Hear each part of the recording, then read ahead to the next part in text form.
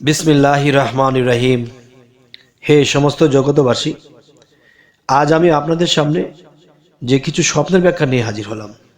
যেই স্বপ্নগুলা আপনার ব্যবসা বাণিজ্যে, আপনার সংসার, ফ্যামিলি, পাড়া প্রতিবেশী এদেরকে নিয়ে চলতে হয়। তো এখন দেখা গেছে আপনার জীবনে এমন কিছু ঘটবে তা আপনি জানেন না, তো জানলেও বুঝছেন না। যেমন স্বপ্নের মাধ্যমে আল্লাহ অনেক কিছু দেখিয়েছে, কিন্তু আপনি সেটি বুঝে নেননি। না বোঝার কারণে যেভাবে সেভাবে চলেছেন, তখন কিন্তু বিপদগ্রস্ত হইতে হয়েছে। তাই আমি বলবো, আজকের এই স্বপ্নের ব্যাখ্যাগুলো শুনে রাখুন, পরবর্তীতে আরও ভালো ভালো স্বপ্ন এনে দেব। তো আজকের স্বপ্নের ব্যাখ্যা কেমন হলো অবশ্যই জানাবেন। সেটি হলো, দেখুন, আপনি যদি কখনো একজন ওলামাকে আনন্দিত দেখেন, যে সে খুব আনন্দিত, তাহলে আপনি কি বুঝবেন? এতে আপনি বুঝবেন যে কার্যসিদ্ধি হবে। আপনি যে কাজটি ধরবেন সেই কাজটি আপনার সফল হবে ইনশাআল্লাহ। এবার আসি, ওয়াজকারীকে দেখলে আপনি কি বুঝবেন? যারা ওয়াজ করে তাদেরকে দেখলে আপনি কি বুঝবেন? এদেরকে দেখলে আপনি বুঝবেন সুনাম লাভ হবে এবং আপনার খ্যাতি লাভ হবে। তাহলে এটার সাথে সেটার কি সামঞ্জস্য? যেমন দেখবেন যে একজন ওয়াজকারী যখন ভালো ওয়াজ করে, তখন কিন্তু দেশে বিদেশে তার খ্যাতি লাভ হয়, সুনাম হয়। তাহলে যিনি সুনাম করবে তাকে আপনি দেখেছেন, কিন্তু আপনি দেখলেন কেন? আপনি এজন্যই দেখেছেন যে আপনার সামনে সুনাম হবে, আপনার লাভবান হবেন যে কোনো বিষয়ে। এবার আসি, ওলামাকে নাখোশ দেখলে, যেমন আপনি দেখছেন একজন ওলামা, সে বেজার হয়ে বসে আছে, মুখ চোখ কালো করে বসে আছে, তাহলে সে খুশি না। তাহলে এরকম একটা অবস্থান যদি আপনি স্বপ্ন দেখেন, তাহলে তার ব্যাখ্যা কি হবে? তার ব্যাখ্যা হবে বিঘ্ন আসবে এবং আপনার কোনো মালের ক্ষতি হতে পারে। সেটা ব্যবসা প্রতিষ্ঠানে, সেটা বাড়িতে, বা আত্মীয় স্বজনের মাধ্যমে, যে কোনো একটা বিষয় যে আপনার মালের ক্ষতি হতে পারে, তাই সাবধান হতে হবে। এবার আসি, ওস্তাদকে দেখলে আপনি কি বুঝবেন স্বপ্নে? এই স্বপ্নের ব্যাখ্যাটি হবে যে আপনি যে কোনো বিদ্যায়, যেই বিদ্যাতে আপনি আছেন বর্তমানে, কেউ পড়ালেখা, কেউ কোনো কিছু শিখতেছে, কেউ একটা টেকনিশিয়ান শিখতেছে, তাহলে সেই ওস্তাদকে স্বপ্নে দেখলে আপনার বিদ্যার উন্নতি হবে, আপনার ব্রেন শক্তি বাড়বে। এবার আসি, ওস্তাদকে অত্র ভোজনে দেখলে আপনি কি বুঝবেন? যে এর ব্যাখ্যা হবে পরীক্ষা উত্তীর্ণ হওয়ার লক্ষণ। এবং আপনি পরীক্ষা লক্ষণ তো নয় শুধু, যে আপনি যদি এই স্বপ্ন দেখেন, তাহলে আপনি উৎসাহের সাথে আরো বেশি করে চেষ্টা করবেন পড়ালেখা কিংবা শিক্ষণীয় বিষয়টা, তাহলে আপনার জয়লাভ করবেন ইনশাআল্লাহ। এবার আসি, ওস্তাদের সাথে একত্রে খেতে দেখলে আপনি কি বুঝবেন?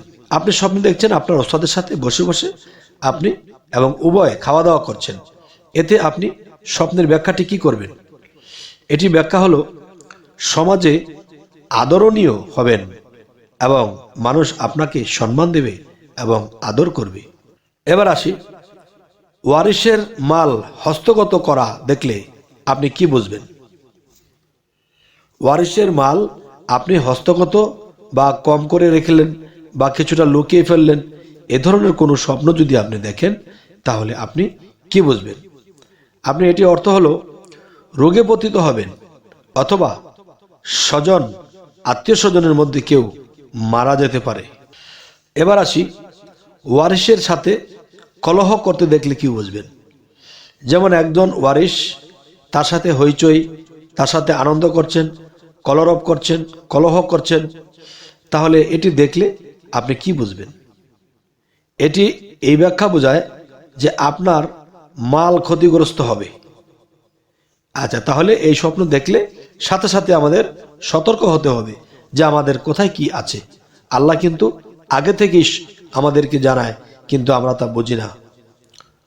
এবার আসি, ওয়ারিশ হওয়া অপরের দেখলে, যে কেউ অপরের সাথে আরেকজন অপরের ওয়ারিশ হয়েছে, তাহলে এটা কি বুঝবো? এখন এটাই বুঝবো যে কারো মঙ্গল করবে, যে তিনি কারো মঙ্গল করবে।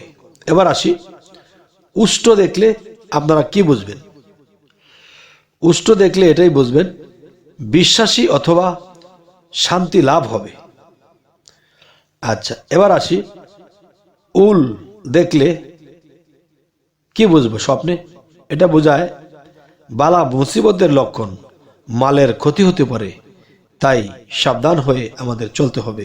এবার আমরা যে নিজের মৃত্যুর খবরটা জেনে নেই, বোঝার চেষ্টা করি, যাতে করে আমরা মৃত্যুকালেও এরকম কিছু দৃশ্য দেখলে আমরা বুঝতে পারবো যে আমার মৃত্যু আর বেশি দিন নেই।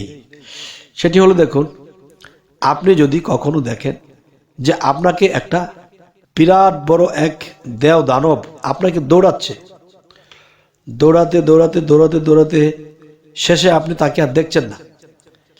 এরপরে আরেকদিন স্বপ্ন দেখলেন এই গাছে এক পা, সেই গাছে এক পা, মাথাটা তার আসমানের দিকে। এমন কোনো বিকট আকারের যদি কাউকে দেখেন যে আপনার দিকে সে হাত নাড়াচ্ছে বা আপনার দিকে সে কোপ দেবে, এরকম কিছু যদি দেখেন, তাহলে কি বুঝবেন? তাহলে এটাই বুঝবেন যে আপনার হায়াত একেবারে নাগালে এসে গেছে, আপনার হায়াত কমে গেছে। তো এখন কি করতে পারবেন? এখন যদি আপনি চেষ্টা করেন যে এখন আপনি মৃত্যুর খবর আপনি জানেন না, বাড়ি করতেছেন, গাড়ি করতেছেন, কত কিছু করতেছেন, যখন জানতে পারবেন যে আপনি আর 11 দিন বাঁচবেন, কি রে আমি 11 দিন বাঁচবো, তাহলে কাজ করে কাকে খাওয়াবো আর নিজেই বা কি খাবো?